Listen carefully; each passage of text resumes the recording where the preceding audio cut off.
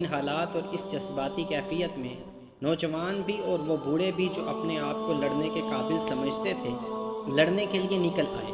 یہ لوگ اس قدر بھڑکے ہوئے تھے کہ جوان لڑکیاں بھی مردوں کے دوش بدوش لڑنے کے لیے تیار ہو گئیں۔ عراقی عیسائیوں کے عزائم، جنگی تیاریاں اور الیس کے مقام پر ان کا ایک فوج کی صورت میں اجتماع خالد رضی اللہ عنہ سے پوشیدہ نہیں تھا۔ خالد رضی اللہ عنہ کی فوج وہاں سے دور تھی، لیکن انہیں دشمن کی ہر نقل و حرکت کی اطلاع مل رہی تھی۔ ان کے جاسوس ہر طرف پھیلے ہوئے تھے۔ عیسائیوں کے علاقے میں عرب کے مسلمان بھی رہتے تھے۔ ان کی ہمدردیاں مدینہ کے مسلمانوں کے ساتھ تھیں۔ مسلمانوں کی فتوحات کو دیکھ کر انہیں آتش پرستوں سے آزادی اور دہشت گردی سے نجات بڑی صاف نظر آنے لگی تھی۔ وہ دل و جان سے مسلمانوں کے ساتھ تھے۔ وہ کسی کے حکم کے بغیر خالد رضی اللہ عنہ کے لیے جاسوسی کر رہے تھے۔ خالد رضی اللہ عنہ کے لشکر کے حوصلے بلند تھے۔ اتنی